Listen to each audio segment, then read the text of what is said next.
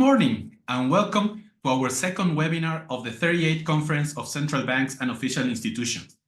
Our session, Future Technologies of Today, explores how emerging technologies are shaping the financial landscape and set the stage for our Thursday afternoon discussions on building bridges to the disruptive future. I am Antonio Candia, Principal of Financial Innovation at FLAR, and it is my pleasure to introduce our speaker, David Joss. David brings a unique perspective as both a polymath artist and a disruptive technologies global lead at HSBC. His work spans the intersection of technology, finance, and innovation. Let's get this conversation started. Welcome, David. Please guide us through this exciting landscape. Thank you for inviting me to speak here, Antonio. Thank you for your warm introduction. Antonio, let me start with a slide, if I may. I'll bring it up here. So hopefully everyone can see this. Okay. So look, let me start with a question, actually. So is it me, or does it feel like everything is moving very, very fast these days, right? And it feels like we're living sort of in an age of accelerated technological progress. So everyone feels this, okay? And so much rapid change these days, Antonio. So why is this? So let me try to show you. I can bring the next slide up. So take a look at this chart here. And so a historian and a technologist basically looked through human history and sort of worked out different GPTs over time. So it's not that GPT as in ChatGPT, but something called a general purpose technology, GPT. So this GPT is basically defined as a technology that has like a economic impact on a global scale. Yeah, and so usually, historically, these GPTs basically have appeared in history very sparingly, right? Every 1,000 years, every 100 years or so. And so, but if you look at this chart here, what you'll notice that as we approach the end of the 20th century and start of the 21st century, the GPT started growing almost, one can say, exponentially, right? Relatively speaking. So see those the red dots piling up, red circles piling up towards the end. So technologies throughout history, or GPTs, include things like the potter's wheel early on, for example, or tools made from iron, all the way to the printing press from Gutenberg, or the railroads, and all the way to contemporary internet. So we published this table actually in one of our reports in 2016 in HSBC Global Research, and we saw that in the 21st century, one of the GPTs predicted was AI. So sitting in 2016, one could be kind of a bit skeptical about whether AI will have a truly transformational economic impact, right? And so then we fast forward to 2024, and you can't not read, but on the FT or Bloomberg, about how AI is going to become, automate this, automate that. And it's basically everywhere, and AI could be transformational, right? So let's bring this chart here now. So basically, we also created what we call the HSBC Disruption Framework. And it's kind of designed to communicate to sort of our investors and other stakeholders how commercial different technology stacks are.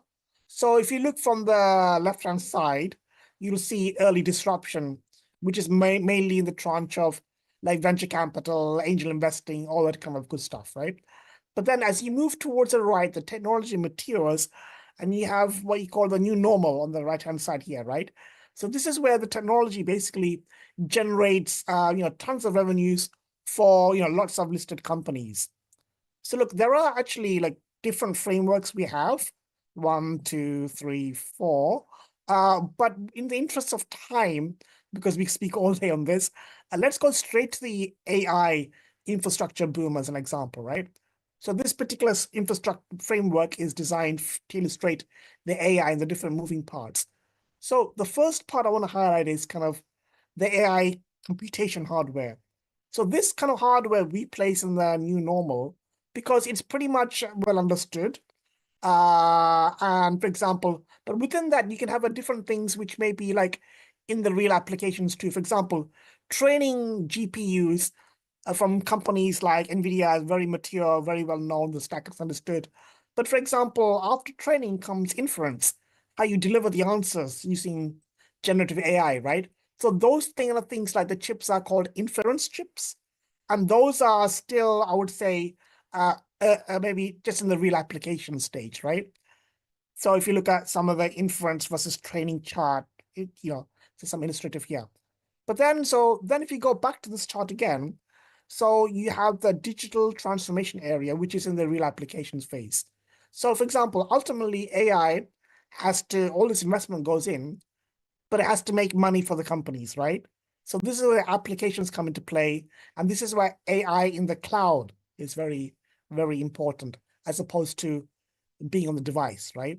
Then you have technologies which are very important for AI infrastructure because, for example, data centers, cooling, the data centers consumes 40% of all the electricity in data centers, and we'll touch about power from data centers in a minute.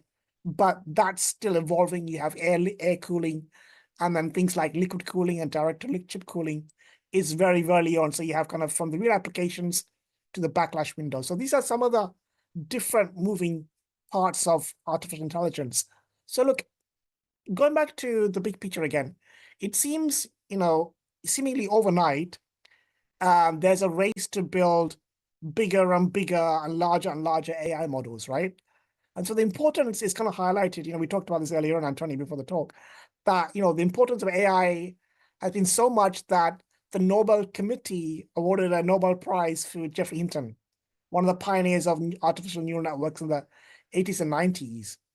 And so if you look at data centers more broadly, so we talked about in the electricity consumption, 40% is cooling, another 40% is compute, meaning all the GPUs and stuff. And the 20% is like all the IT hardware infrastructure.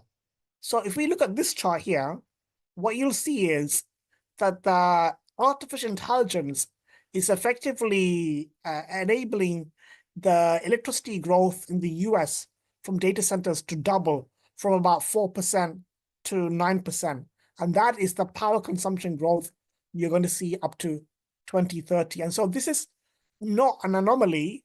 It's happening in other parts of the world as well. If you look at the left-hand side, some of the other large economies, or if you look in the case of Ireland, in 2 years' time, it's going to consume 30% of all electricity in Ireland itself. So, I mean, the reason is this, because the artificial intelligence is much, much more power intensive. For example, if you look at traditional searches like Google, it consumes 0.3 watt hours, and something like ChatGPT consumes 10 times that, which is like about 3 watt hours, right? And when you include things like video, images, it's a whole lot more. So all of this sort of thing, what we're discussing about the power, has sort of raised questions, right? It's raised questions about ultimately whether there is enough power to support this AI boom. So technology leaders like Larry Ellison from Oracle or Jensen Yang from NVIDIA have said that the base load from AI is going to be so great, right, that nuclear has to be a part of a solution for this. So this is a very quick chart I want to show. This shows you kind of data center electricity consumption in the US, and you see it's very concentrated in certain states. So I think 15 states consume 80% of the data center electricity in the US. And if you look at Virginia, of Virginia state, 25% of all electricity is for data centers. So the story is that big tech companies are the center of this power demand growth, right?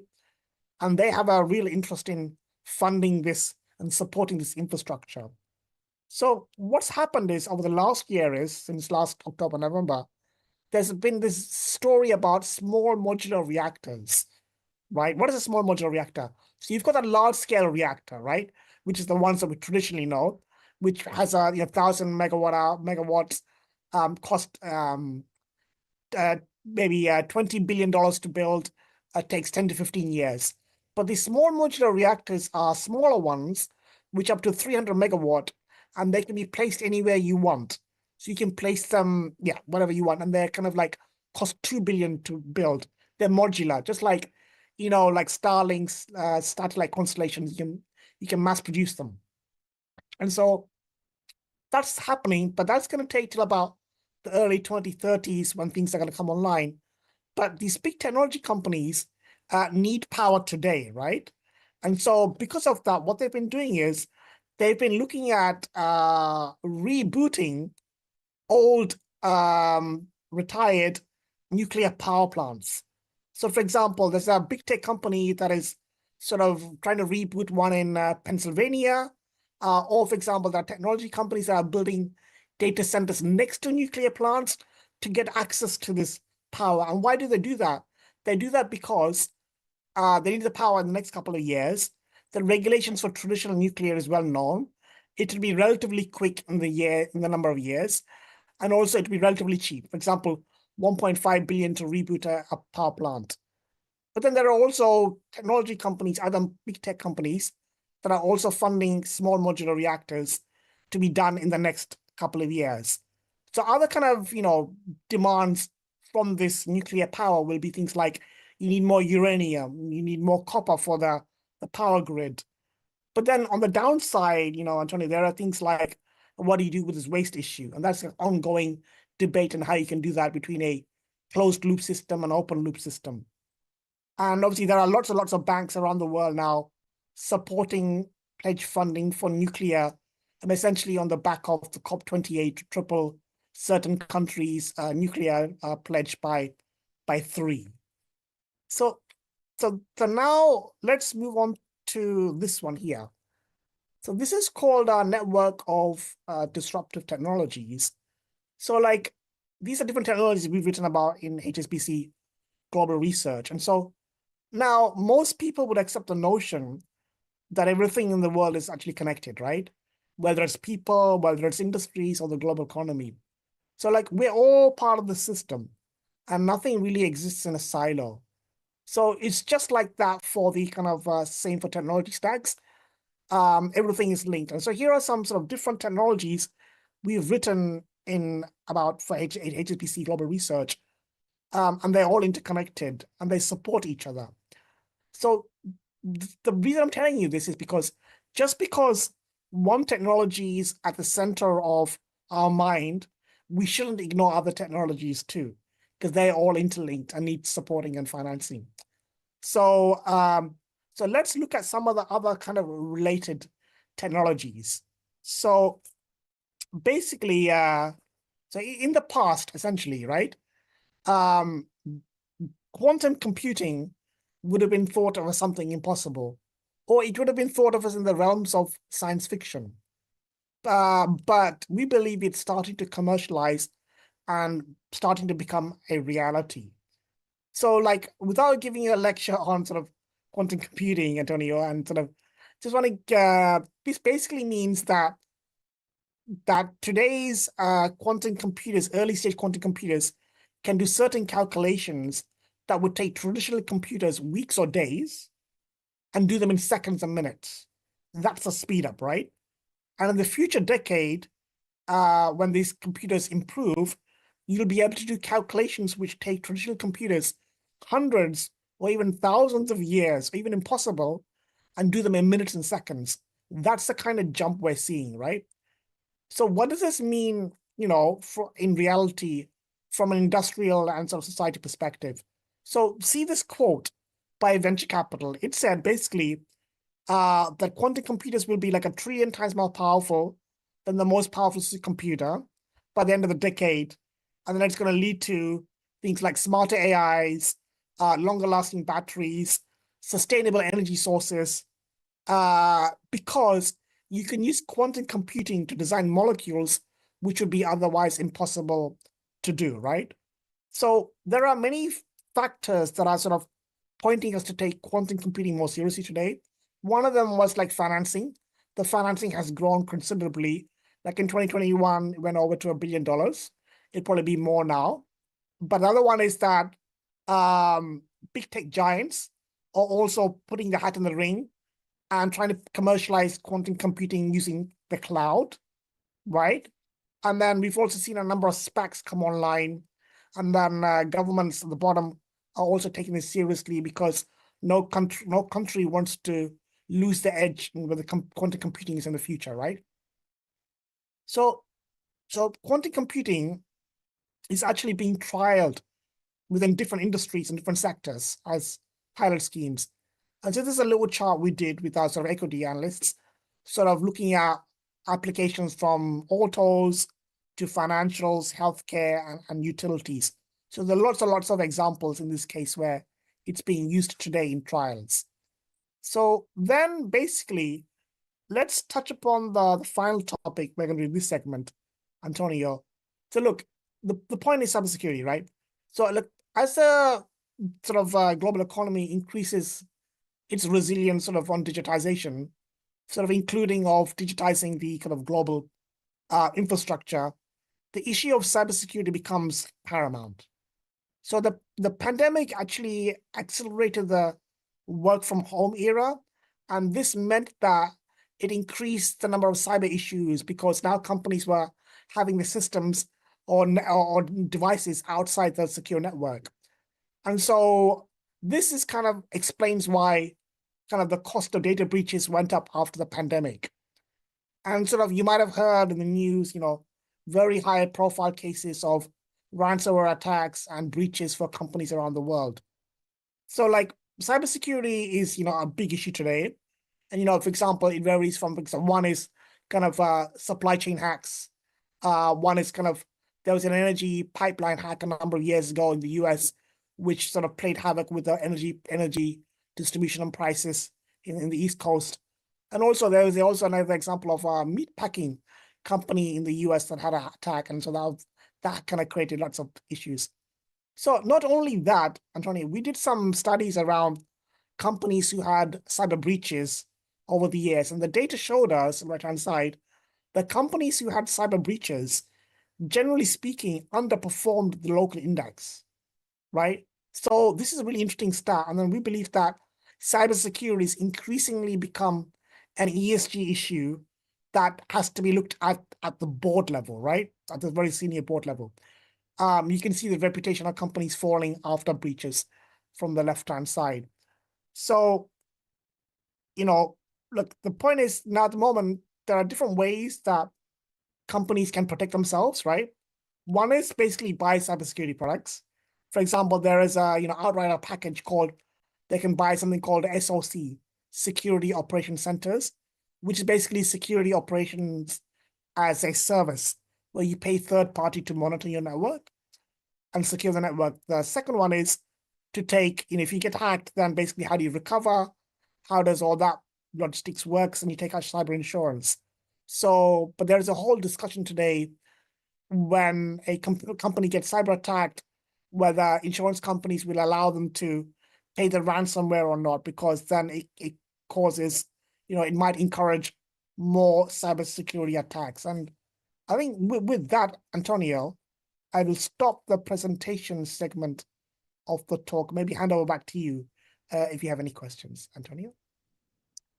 David, very interesting to hear about your HSBC disruption framework, especially in relation to AI. You mentioned there were other broader frameworks. Could you give us a glimpse of these broader disruption frameworks? Yeah, look, absolutely, Antonio. Look, so let me, I'm going to go and flip through the different frameworks now. So we have what we call this one. This is called the connectivity infrastructure framework. So this is needed, essentially, it's really pivotal to have this. It's like the base of the Maslow's pyramid, right, for technology. You need this to enable most technologies today, right? Things like you need bandwidth, like fiber or low Earth orbit satellites, which Starlink is doing. But you also need, for example, the data centers we talked about, right? The data centers, the cloud, the cooling, and also the chips, which is all the compute bits of this thing. So that's the connectivity thing, which is like the very base of the technology pyramid. But then you also, like, not everything in our lives is zeros and ones, right? We are physical beings. So in a society that we're going to consume our physical goods as well, right? So we're going to consume, meds, food, clothes, furniture, and all those things. And so this is where the automation infrastructure is there to help move the atoms around the world. So goes from like logistics and warehouses, sorting these things out, all the way to more future things like autonomous vehicles and drones to shift things around in the real world. So that's that one. And then today what you'll notice is more than anything else, that a lot of our experiences is digitized, right? And so what we call this the experiential framework. And so goes from like things that we know, like digital content and movies and music and social media, all the way to things like the digital backbone where you have blockchain and all those decentralized ledger technologies to allow things like fintech and things to operate.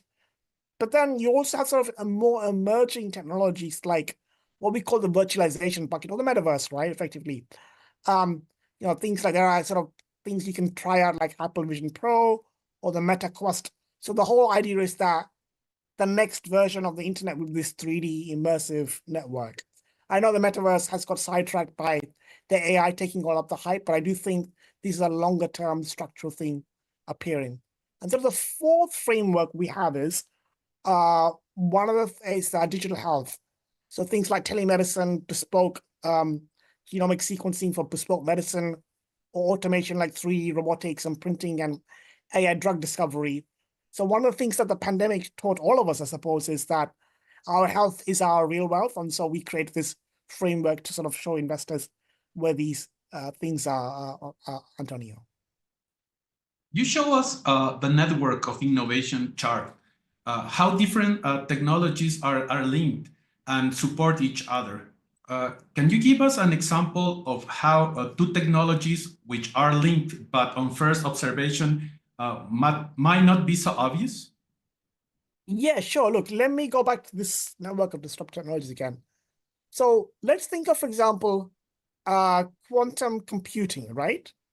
So when you think of quantum computing, probably one thinks of the risks and opportunities to cybersecurity, like this one here, right? And so, because sophisticated quantum computing, when they appear, could render sort of modern cryptography insecure, which means our transactions and credit cards and financial details, all that kind of good stuff, right? But if I was to say that quantum computing is going to help a farm in the emerging markets, and people might have a confused look, what is quantum computing got to do with it, right? So the question is, why should farmers who use smart farming technology like drones for spraying crops care about quantum computing? So the idea is, Antonio, like in the next decade, the universal quantum computing, we call it, right, which is an extremely powerful one, will be very good at simulating reality, right? And then scientists and engineers can use it to model the complex chemistry of reality. And using that, they can sort of create green fertilizer, which is less carbon intensive, from more readily available feedstock. So the thing is that some of the Magnificent Seven are already actually using quantum computing to try and work on solving this problem, right? I mean, there's a side example, but if you think of like AlphaFold is a protein folding thing from Google, which won a Nobel Prize a couple of weeks ago. So the idea of linking digital things to physical chemistry and biology and protein is very much the way the future is going to go. And that's how these different things are connected from something you may not think that is connected to something, on the farm, but actually is. Let's talk about powering AI. You mentioned training bigger and bigger models versus inference for AI, and that they are different. Does that change the type of powering take it favors? Yeah, okay, so let me break it down in two parts, Antonio. It's a good question. So if you look at today, what's happening is that all these GPUs are getting more and more power intensive to train these larger language models, right? So they sit, we saw the map earlier on about the US, where the data centers are kind of concentrated in certain areas. So the data centers were built wherever it's economical, land, tax, water, space, real estate. It was built whether it was economical to do. And so you can build these training data centers wherever in the world that was most economical, right? So, but going forward, what we mentioned is that inference is going to become important. If companies want to make money from AI tomorrow, then the inference chip becomes important, because inference is how the results are done. So it's like, training is like going to school or university or college, studying, and then inference is like your work where you execute the day-to-day things, right? So where the training can be done in centralized, the inference has to be done near the users. So in the edge, they call it edge data centers. So near city centers like London, like Tokyo, like Paris, or whatever it is, So because if you have the data centers in remote locations, you're going to get latency, which means slow results. So imagine you're driving autonomous vehicles in London. If the data doesn't come back and forward fast enough, then there could be issues, or drones or other things, right? Smart homes. So this is where like the large scale reactors are useful. For example, training. For example, that there's the big tech companies trying to build data centers near the large scale reactors in America. That is because they can have they can build a data center next to a power plant wherever they want, and then that can be trained. The power can be used to train these large models, right? It's most optimal. But if, for example, these small modular reactors are being built in the early 2030s, for example, right, Antonio, then it means that by that time, we will have moved from, hopefully, from training models, and then we're going to move to basically executing these algorithms, inference. So that is where those cities are going to start consuming more power, and you can put an SMR, right? Small modular reactor, you can build outside major cities. So that's the difference between while training and inference. And then also the point is, another thing is, you have the data centers with the power on the edge because of technical reasons, but there's also like a social reason as well, right? 20 years ago, if you build a data center, most countries in the world didn't care where the servers came from. But today, now countries are more and more aware, or hyper aware, that the data for their citizens should be within their borders, right? And therefore, there are data localization laws. And so what this effectively means is that, if you are living in Germany, or you're living in China, or you're living in South Africa or South America, wherever they are, the data centers can be put locally to where you are. And that is where like SMRs would be very, very helpful. If that makes any sense, Antonio. 2 weeks ago, I attended a conference in Boston, and I have the privilege to speak to a Nobel laureate and in physics. And he said, quantum is hard. You show us the quantum computing ecosystem model, Will. And he also said that he will be really surprised if we do anything with quantum in the next 10 years.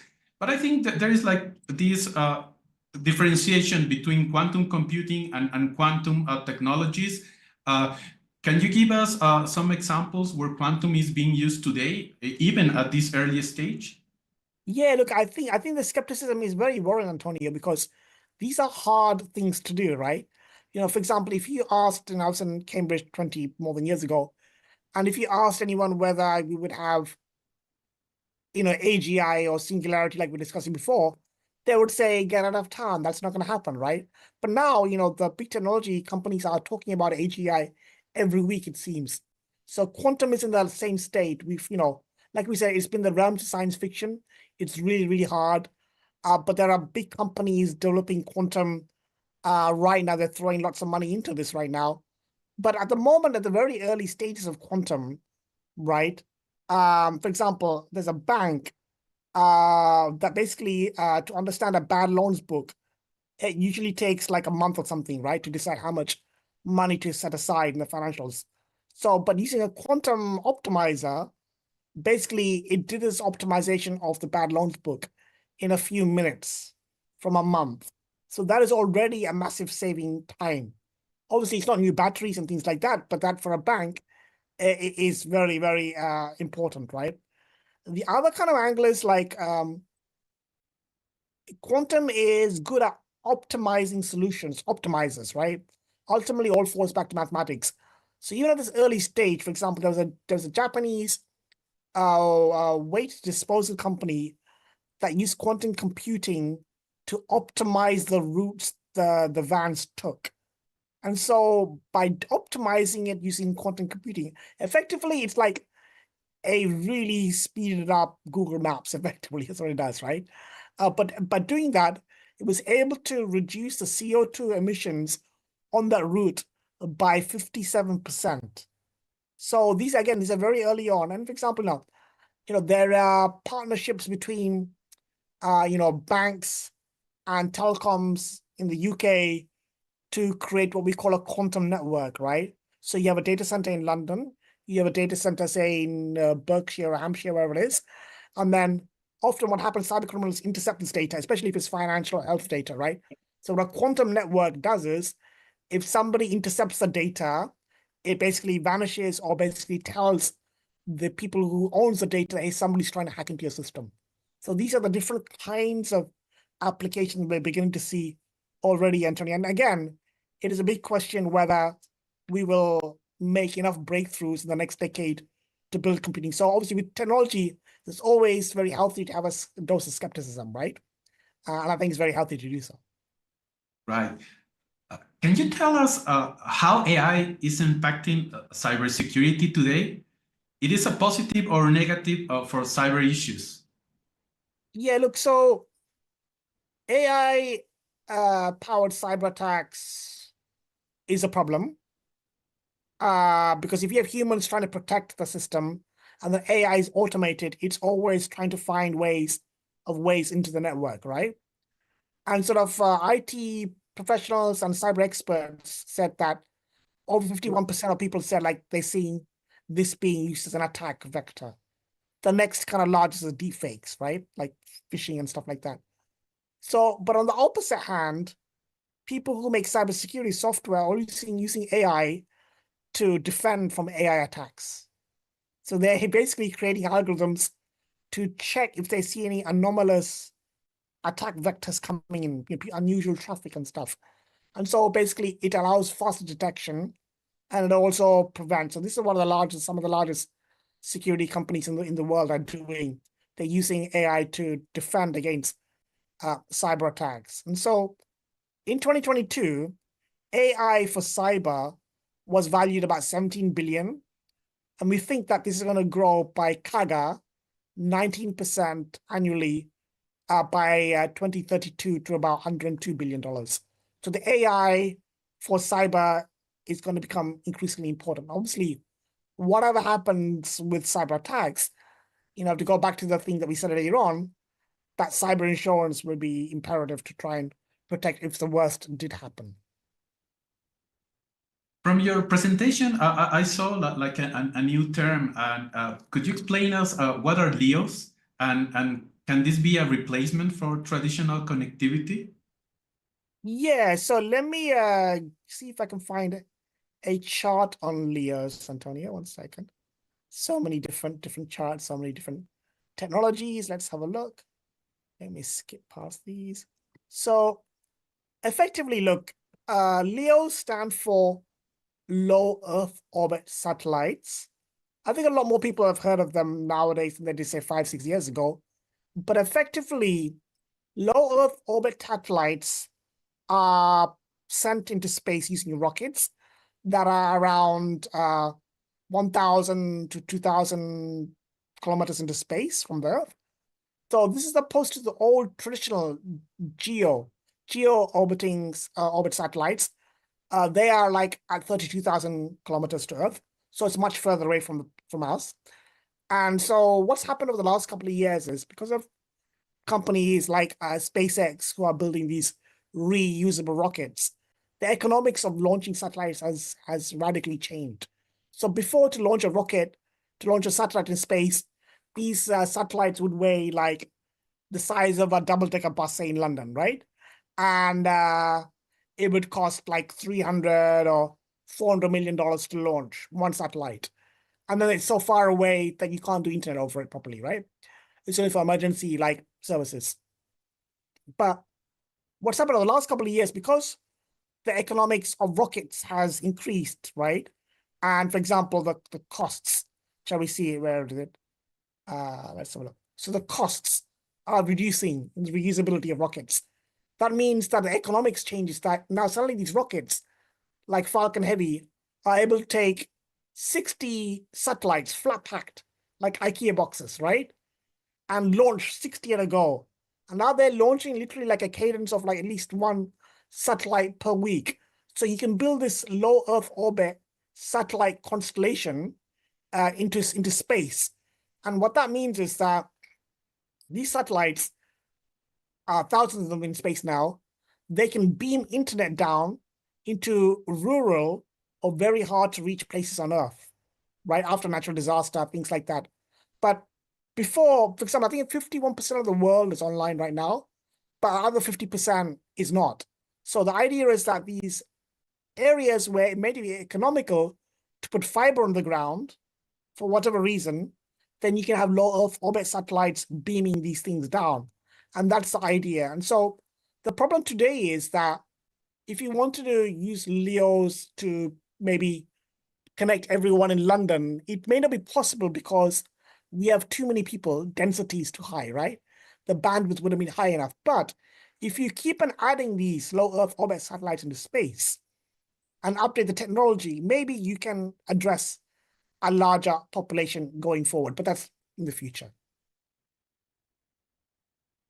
A couple of years ago, before this GPT AI boom, I was convinced that the metaverse was the next thing. And do you think that the metaverse is still relevant, especially for financial institutions? Yeah, so that's a really good question. Like, within technology, there's always like the early technology and the height wave, and the height wave dies. And then it's when the height wave dies that a lot of applications to come. For example, if you look at the internet, the late 90s, the dot-com boom faded, and now the internet is so important. So sometimes there can be a lag between when the hype starts and when it becomes like transformational. So at the moment, I would say artificial intelligence, the rise of artificial intelligence has sort of stolen the thunder of the metaverse and maybe the development. But there are companies like Meta, Mark Zuckerberg, who are very bullish on this technology and are building very sophisticated technology and infrastructure behind the scenes. So the idea is that in the future, at some point, the metaverse or spatial computing will be the future of the internet, like a 3D immersive internet. So why is it important to financial institutions, right?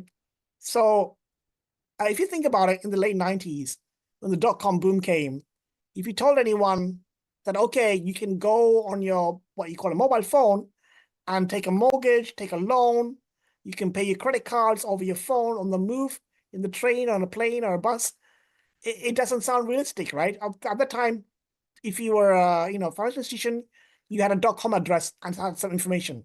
So in about 24 years or less, it's radically changed. Like without financial institutions online and the technology, the e-commerce wouldn't work, right? It wouldn't work. So in the future, you will need financial institutions to also do a similar thing, what they did online, but in the metaverse. So for example, how do things like ID work? If you're in a physical room in the metaverse and you meet somebody in a branch, how can you verify it is that? So ID detection becomes important, but within financial applications and stuff, for example, passporting is important, right? If a person goes to another country, how can we know that they are able to use those services? So there are lots and lots of work to be done, but this is the very beginning. So I think, yes, you're right, Antonio, that the hype has died down, but in a sense, that's good, because the idea is that some of these artificial intelligence we're seeing might be able to accelerate the creation of metaverse worlds and things like fraud detection and things like that. I hope that can make sense. I am already starting getting some questions from the audience. And you mentioned these growing comparisons between the dot-com bubble and especially the AI boom. So someone asked if we are currently in an AI bubble. Do you think this market optimism is justified? That's very good. So I think whether it's a bubble or not, it's quite difficult to tell what is a bubble, right? But if you look at what these companies are saying is that they are investing, and the risk for them not investing is more than underinvesting, right? So even if they overinvest in artificial intelligence, like it goes back to this chart we showed, right? The network of technologies, where is it? This one here, right? So if we invest in AI, it means like it is very supportive of the other technologies as well. So, for example, if you are building out larger and larger data centers, right? And more power infrastructure like nuclear, it's good for AI, whatever happens to AI. But think about it. If the metaverse becomes something in the next 10 years, then the metaverse is this headset you wear that renders graphics high rate. At the moment, one of the reasons the metaverse cannot fully take off is that our data centers are not powerful enough. So in the metaverse, if you held a concert, for example, right, and you wanted to bring 60,000 people in the metaverse, that server would literally crash, right? Because imagine it's like 60,000 people wearing a headset and all rendering at the same time in different locations. So it would literally crash. But the point is, if AI is helping data centers become stronger and more resilient with power, then whatever happens to the AI, it will be beneficial for things like the metaverse, and also things like the AI applications, right? For example, we talked about smart farming, making the supply chains more resilient. All this data center infrastructure will be very, very important for other technologies that are not AI, if that makes any sense. So in a sense that, like we don't call things the World Wide Web anymore. We don't even use the word internet, we just use apps, web pages. So the word AI is right now, but it might morph into other things. For example, things like robotics. There are companies like Optimus that are doing the robotics, which might be useful for that. There are companies that called Figure AI, startups doing so. Eventually, these technologies will embed themselves into other innovations as well. For example, AI could accelerate things like quantum computing as well, right? To make this qubit more stable and more powerful. But yeah, I hope that kind of helps, Antonio. Oh, yes. You mentioned supply chain, and well, don't forget that also our world is made of atoms, not only bits. Yeah. So let's jump into another technology like 3D printing. Yes. Do you think that 3D printing will help relocalize these supply chains? Yeah, so that's a really good question. So we did like a quite a large report on 3D printing last year. So one of the things the pandemic showed us, Antonio, is that we were all able to work from home pretty comfortably, very fast, right? But our supply chains of physical bits, atoms, was not as resilient as we had once hoped, right? And so there's this notion of how can we make our supply chains fit for purpose for the 21st century? So there was an example of, early in the pandemic, when things were unknown, that, initially, I think they were running out of ventilator components or something, right? And they were being shipped from the US. So obviously that couldn't happen. So what happened is local companies 3D printed this component for like €1 or something. That was because they allowed the copyright to be waived for this particular purpose. But the whole idea is that you can maybe relocalize and reinforce supply chains by printing locally. So the point is, what is the trigger for this to happen, right? So I think it was last year, I think it's one of the big technology companies who makes watches, actually started using a Chinese company to print the watch case itself using 3D printing metal. So if this company, is a large company that produces millions of watches per day, per year, if they're able to make these watches part of the supply chain, then it may give other companies ideas to do similar thing. And so the idea is that with 3D printing, can you go from prototyping single items to scaling up to do thousands or millions of items? That's the kind of key question. But even if it get to that point right now, a lot, when you design a product and you make something, injection molding is a very important part of the process, right? So with injection molding, you can take weeks to get that injection molded thing out. But, when I speak to some experts over the last couple of months on 3D printing, they were highlighting that if you're able to 3D print this injection molding component, then you can do it almost the same day, which is such a huge distance from doing it for a couple of weeks, right?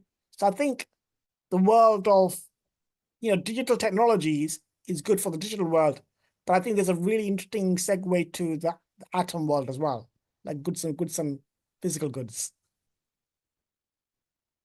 I'm starting to getting related questions from the audience regarding recently event that everyone is talk about it.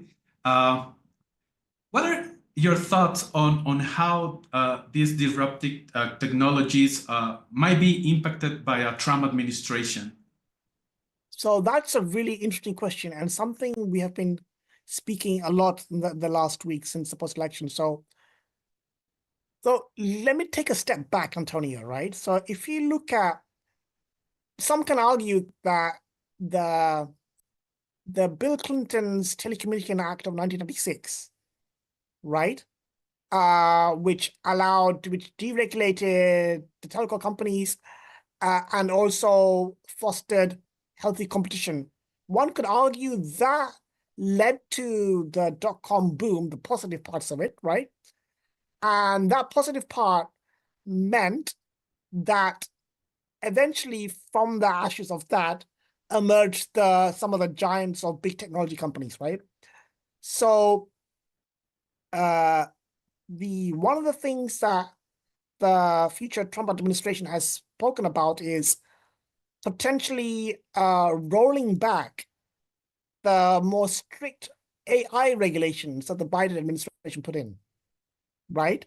So it is more stringent regulation. So they've talked about rolling that out and making it more lighter touch.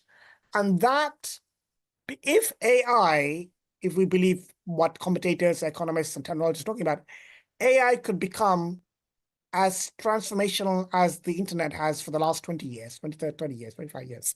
So the point is that if they deregulate the AI, it could have a similar impact to the rise of the internet. And then this could effectively enable the next generation of big tech American companies to form.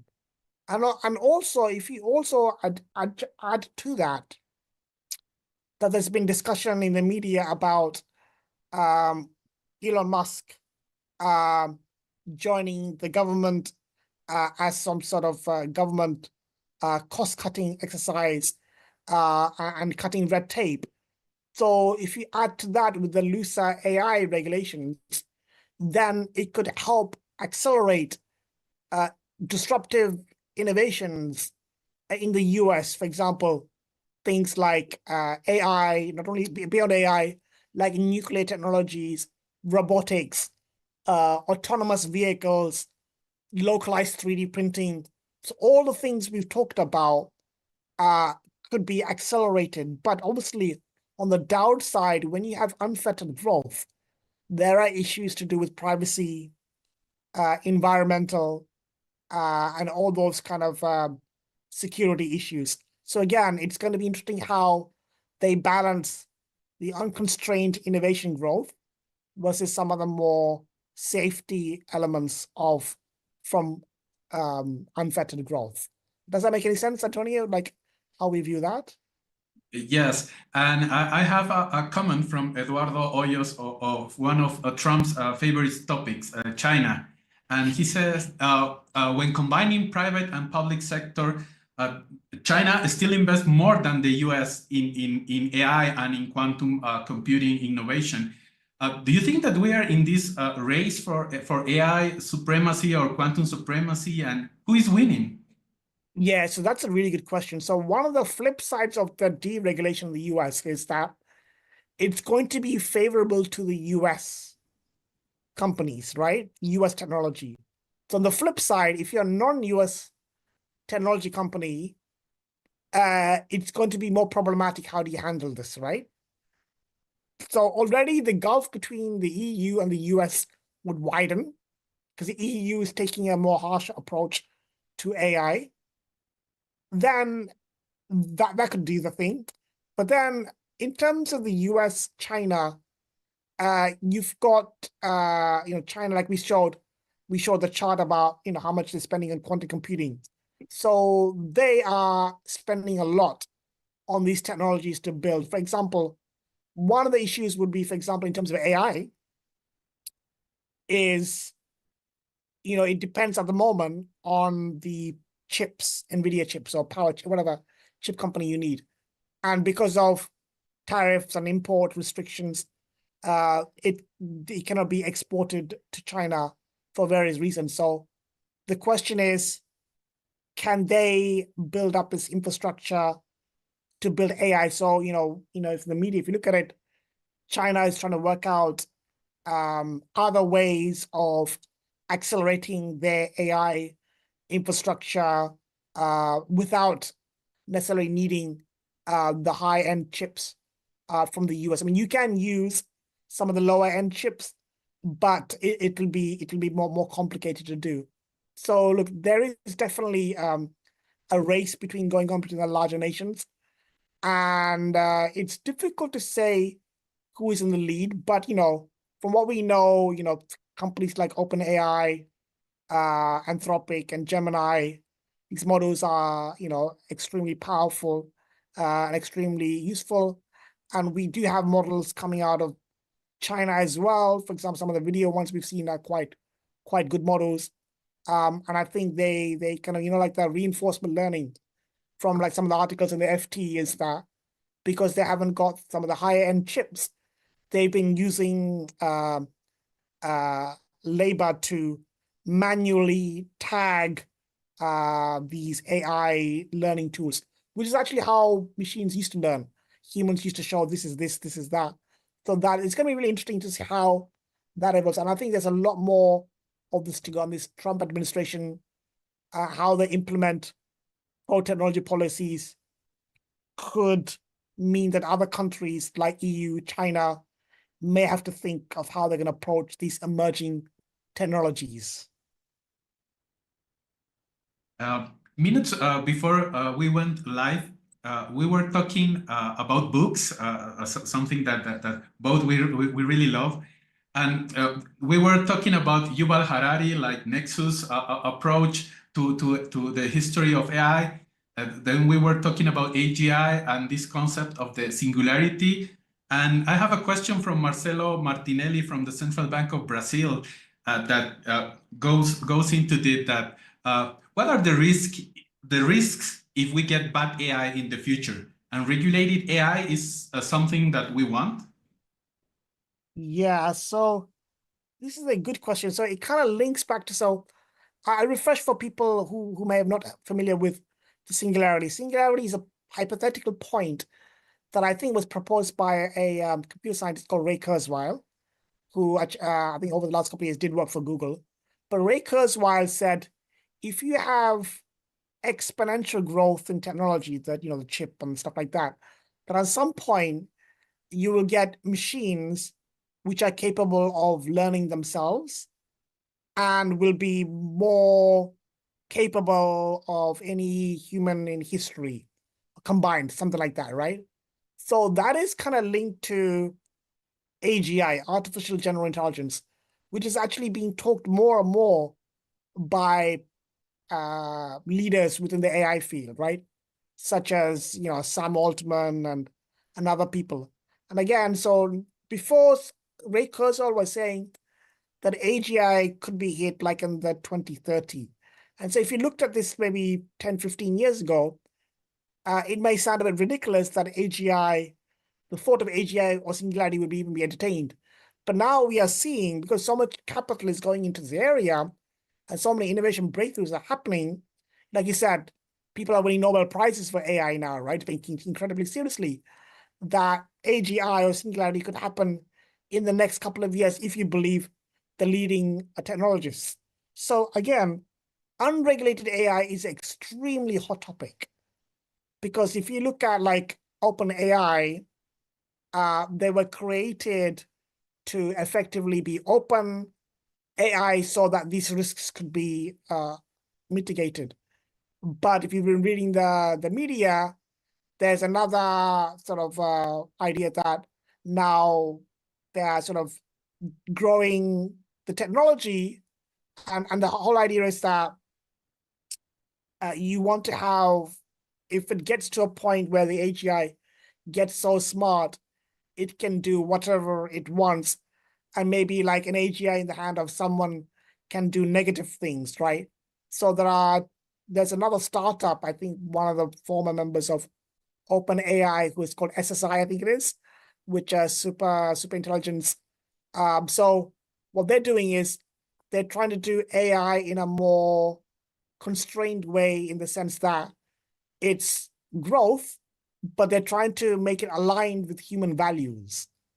So like if the machine is just independent and has agency, then it could do whatever it wanted to do, whatever the agency was. But the whole idea is to align it with human values of society and what we want and what we need. So that's going to be very interesting to see, versus, whereas the Biden administration had this more stringent AI, Europe has very stringent AI. You may have the Trump administration having more unfettered AI access. And what does that mean for unregulated AI? But I think it's important for countries to get this balance between allowing innovation, but also making sure that the tools are used for good for society. That makes any sense, Antonio? Yes. I have another question from FLAR. David Forero asked, how Latin America may play an active role in creating AI technology instead of just being consumers of it. So what is the question? How can America? How Latin America, how the region can Yes. play a more active role in creating AI instead of just being a consumer of it. Yeah, okay, sure, that makes sense. So I think if you look at them, if you follow the model of the US and Silicon Valley, I think it goes from, you have the education establishments, right? Things like Stanford, right? Are very well known in America. So I think the first layer is have these academic, it's a model for any country, not just Latin America. It's about building these institutions and bringing some of the best brains of the country and the region to it, right? Getting young children to learn STEM education and be well-rounded individuals. Then that eventually, then if you build kind of a healthy financial venture capital, private funding ecosystem, then eventually when those people finish university and they're doing PhDs and stuff like that, then they will have ideas, right? This is what, like, for example, Larry Page and Sergey Brin, they were like students at Stanford, right? And they had some sort of product and they found VC capital to buy into their product. Then that eventually led to, going IPO and stuff like that and forming these large companies. And I think that's very important link between sort of building good, structured, innovative universities and then linking that to the capital that is willing to do so.